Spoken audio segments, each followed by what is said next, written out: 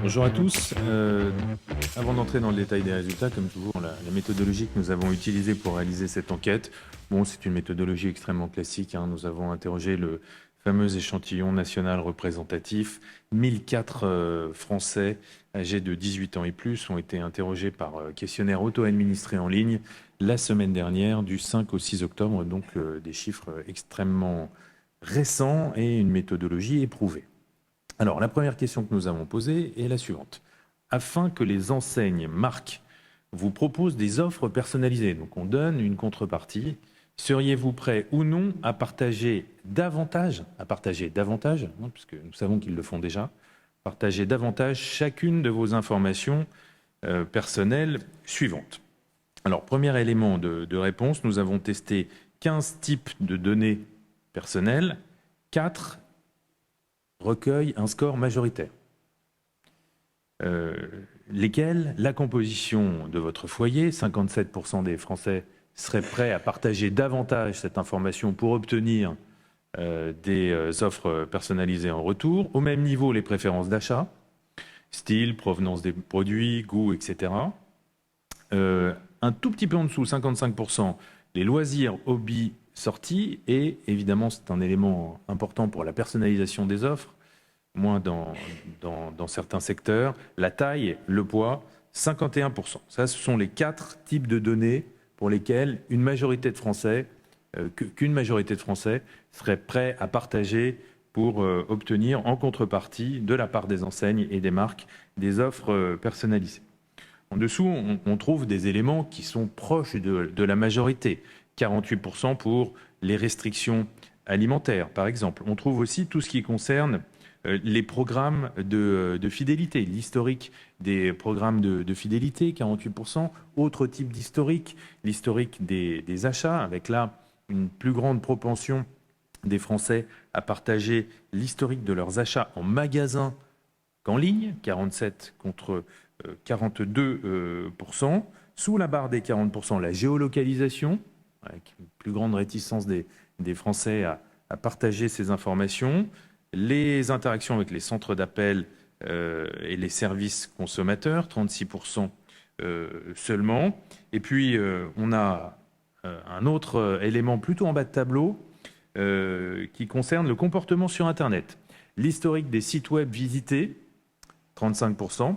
L'activité sur les réseaux sociaux, 34% seulement. C'est un petit peu plus élevé chez les femmes, 38%, mais vous voyez, c'est pas majoritaire. Et puis les données des applications mobiles qu'ils utilisent, 31% des Français seraient prêts à les utiliser davantage, comme si peut-être tout ce qui concerne Internet ou le digital au sens large était d'ores et déjà beaucoup partagé. En bas de tableau, les types de données qui suscitent le plus de réticence sont celles qui concernent directement les aspects financiers des Français, les revenus, le patrimoine, d'une part, 28%, et d'autre part, l'historique des paiements en carte bancaire, 23%. Ça reste quelque chose de très inquiétant.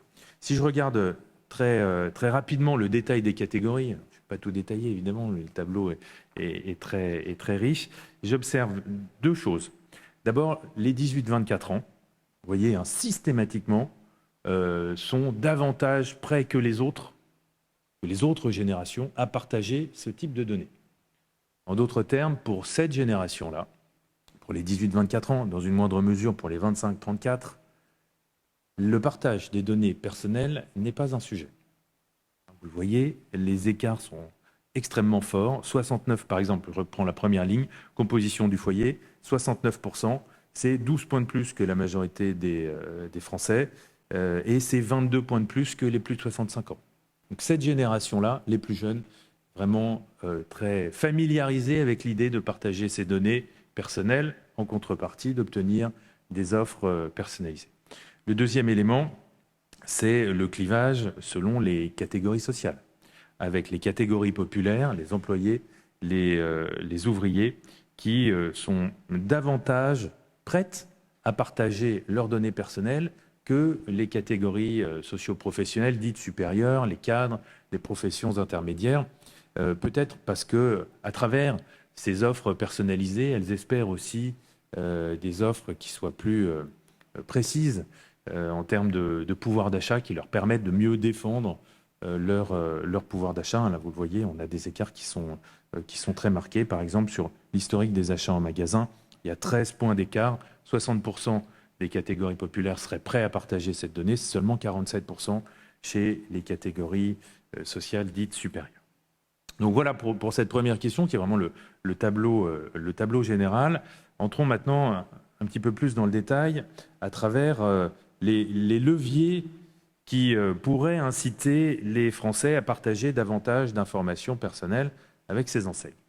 Le premier élément d'analyse, 3/4 des Français citent au moins un élément. On a seulement 24% qui nous disent qu'aucun des éléments que nous avons cités ne les incite à partager davantage leurs données. Là aussi, le clivage générationnel est très marqué. Ce 24% se transforme en 37% chez les plus de 65 ans, qui sont vraiment les plus défensifs par rapport au partage des données personnelles. Alors, même s'il y a beaucoup d'éléments qui sont cités, on voit qu'il n'y a pas un élément majoritaire qui se détache, il n'y a pas un effet incitatif très fort dans l'un des différents éléments que nous avons testés. Le premier qui arrive en tête sont de meilleures offres promotionnelles citées par 36% des Français, un petit peu plus citées par les femmes que par les hommes. Sur le podium également, la gratuité du service, 29%. Là aussi, les catégories populaires sont encore plus sensibles à cet élément. Et puis enfin, des garanties. Plus de garanties sur la sécurisation des données personnelles pour 27% des Français. Et on pourrait rattacher de cette grande notion de garantie toute une série d'autres éléments qui apparaissent un petit peu plus bas dans le tableau. D'abord, la possibilité de contrôler les données partagées. Là, c'est cité par 21% des Français que nous avons interrogés, c'est-à-dire la capacité de pouvoir alimenter soi-même les données qu'on décide de partager à chaque marque ou à chaque enseigne. Pour l'instant, ce n'est pas encore complètement le cas, mais on voit que c'est un élément incitatif. Autre élément, la possibilité de choisir les marques, les enseignes auxquelles les Français donneraient accès à leurs données personnelles. 19% nous disent que ça les inciterait à partager davantage leurs données. Et puis enfin, connaître l'utilisation qui est faite par les marques et par les enseignes des données personnelles des Français. Donc là, on a vraiment cette volonté de contrôler les données et d'être mieux informés sur l'utilisation qui en est faite par les marques. Des offres personnalisées, 17%, des services supplémentaires en magasin, 19%. Ça, ce sont des éléments qui jouent, qui sont incitatifs, mais plutôt faiblement incitatifs. Et puis en bas de tableau, les leviers qui sont moins efficaces, recevoir des informations sur les produits et les offres. Bon, l'information est déjà amplement disponible. Gagner du temps via la recommandation de produits en fonction de votre profil, 10% seulement. Et puis améliorer votre expérience en magasin, 10% seulement. Je passe rapidement sur le détail parce que je l'ai déjà évoqué. Je note par exemple que le gain de temps, c'est quelque chose qui intéresse davantage les plus jeunes, des habitudes de consommation un petit peu plus rapides. Après les leviers, et pour terminer, les freins.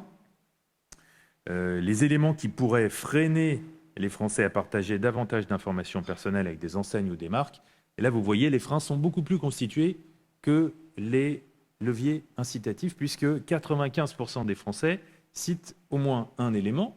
C'était 75% dans les questions précédentes. Et là, on a beaucoup, et même la plupart des éléments que nous avons testés, qui sont cités par une majorité des Français, qui dit quand même toujours un fond d'inquiétude par rapport à tout cela. Et qui dit aussi que les consommateurs savent à quel point leurs données personnelles sont un capital, une ressource qui peut être stratégique pour les enseignes et pour les marques.